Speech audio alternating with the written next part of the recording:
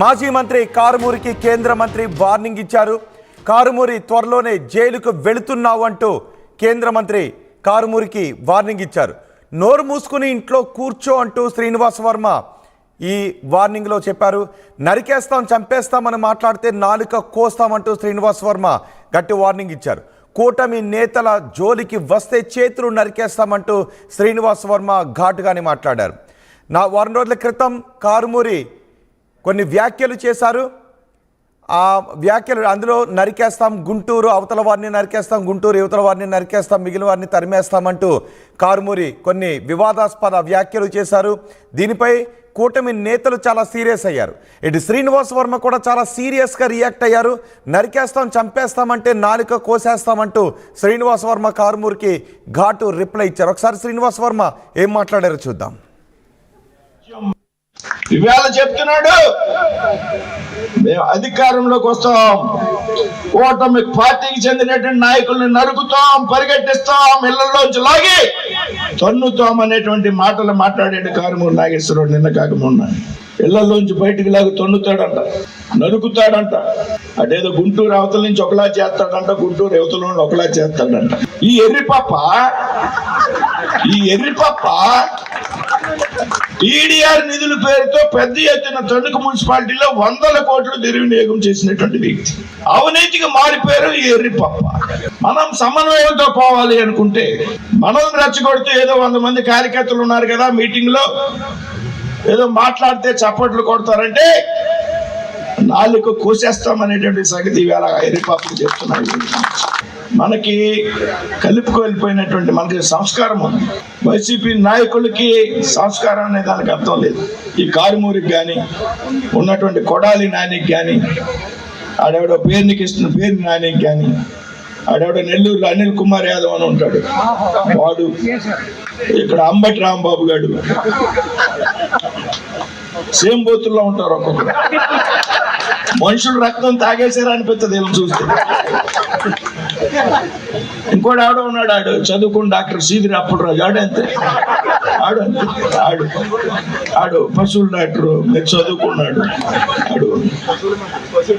ఈ పశువుల మందను అందరినీ కలిపి ఇంటికి తోలేస్తే ఇవాళ వీడు మళ్ళీ వచ్చి నరికేస్తాం చంపేస్తాం అంటున్నాడు. పిచ్చనా కొడుకు, ఈ పిచ్చనా కొడుకు చెప్తున్నా, నోరు మూసుకుని నీ పని నువ్వు చూసుకో.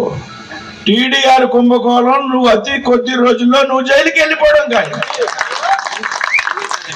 టీడీఆర్ కుంభకోణంలో నువ్వు జైలుకి వెళ్ళి చెప్పకూడదు తినడం ఖాయం చాలా తక్కువ సమయంలో. కాబట్టి పరిధి మించి మాట్లాడద్దు దయచేసి. రాజకీయాల్లో భాష చక్కగా ఉండాలి, సరైనటువంటి భాష మాట్లాడాలి రాజకీయాల్లో. నెక్స్ట్ మాట్లాడితే ప్రజా జీవితంలో చెల్లదు. కాబట్టి ఈవేళ వైసీపీ నాయకులు చెప్తున్నా, అభివృద్ధి మా జయం. అభివృద్ధి విషయంలో వెనక్కి తిరిగేటువంటి ప్రసక్తి లేదు. నిత్యం రాత్రి పగలు తేడా లేకుండా మేము కష్టపడతాం. ప్రజల కోసం ఎంత చేయాలో అంత ప్రయత్నం చేస్తాం. కానీ మా వంక చూసి మమ్మల్ని రెచ్చగొట్టేటువంటి ప్రయత్నం చేస్తే కాళ్ళు చేతులు కూడా నరికేస్తామనేటువంటి విషయాన్ని సందర్భంగా చెప్తున్నాను.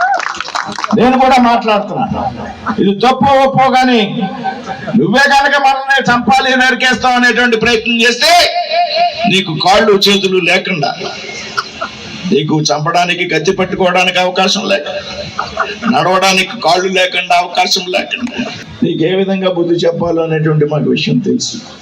కొన్నాళ్ళు మీ పని మీరు చూసుకోండి దయచేసి. చేసిన తప్పులకు పెద్ద ఎత్తున ప్రజలు శిక్ష విధించారు, భరించండి, బలాయించండి.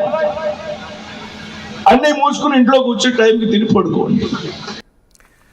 కేంద్ర మంత్రి శ్రీనివాస వర్మ కారుమూరికి గట్టి వార్నింగ్ ఇచ్చారు. కొంతమంది వైసీపీ నేతల పేర్లు కూడా తీశారు, అందరినీ ఇంటికి పంపించేశాం. ఇప్పుడు కారుమూరు వచ్చి గుంటూరు అవతల వారిని ఒక రకంగా నరుకుతాం, గుంటూరు యువతల వారిని ఒక రకంగా నరుకుతాం, గుంటూరులో ఉన్నవారిని ఇంకో రకంగా చేస్తామంటూ వ్యాఖ్యలు చేశారు. మేము కూడా కాళ్ళు చేతులు లేకుండా చేయగలం, కాళ్ళు చేతులు తీసేస్తాం, నాలుక కోసేస్తామంటూ శ్రీనివాస వర్మ కూడా ఘాటు రిప్లై ఇచ్చారు.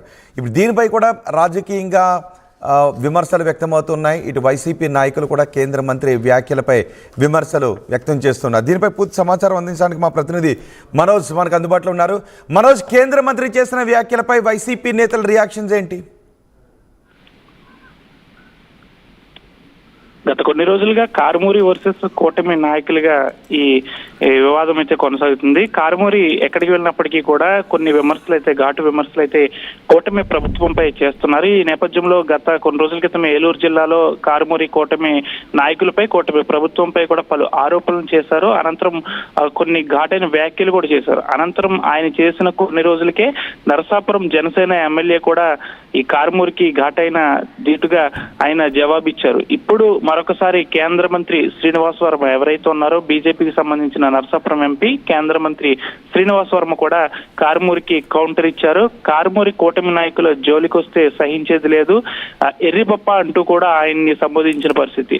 అయితే తణుకు టీడీఆర్ బాండ్లకు సంబంధించి మున్సిపాలిటీలో బాండ్లకు సంబంధించి గత కొన్నేళ్ల క్రితమే కారుమూరిపై పలు ఆరోపణలు ఉన్నాయి. కోట్లాది రూపాయలు కారుమూరి అవినీతి చేశారంటూ కూడా కూటమి ప్రభుత్వం అధికారంలోకి వచ్చిన తర్వాత ఇవన్నీ వెలుగులోకి వచ్చాయి. అయితే మేము తలుచుకుంటే కారుమూరిని కొన్ని రోజుల్లోనే జైలుకు పంపగలమంటూ కూడా కేంద్ర మంత్రి శ్రీనివాస్ వర్మ కూడా ఘాటైన వ్యాఖ్యలు చేశారు. కూటమి ప్రభుత్వంలో అందరికీ సమన్యాయం చేసుకుంటూ వస్తున్నాము, ఇప్పుడు మీరు ఇలా మాట్లాడడం తగదంటూ కూడా ఆయన హెచ్చరించిన పరిస్థితి. ఎక్కువ మాట్లాడితే నాలుక కోసేస్తాం, వైసీపీ నాయకులకు సంస్కారం లేదంటూ ఆయన రాత్రి పాలకొల్లులో నిమ్మల రామానాయుడు నియోజకవర్గంలో పలు అభివృద్ధి కార్యక్రమంలో పాల్గొన్న ఆయన ఈ విధంగా మాట్లాడిన పరిస్థితి. అంతేకాకుండా ఒక కారుమూరినే కాదు, కారుమూరినితో పాటు పేర్ని నాని, కొడాలి నాని మరియు ఎవరైతే సిదిరి అప్పలరాజు ఉన్నారో వీరందరూ కూడా సేమ్ పోతుల్లా ఉంటారు. వీరందరూ కూడా మనుషులు రక్తం తాగే వల్ల కనిపిస్తారు, వీళ్ళు కూడా ఒక రాజకీయ నాయకులేనా అంటూ కూడా కేంద్ర మంత్రి శ్రీనివాస్ వర్మ ఘాటైన వ్యాఖ్యలు అయితే చేసిన పరిస్థితి.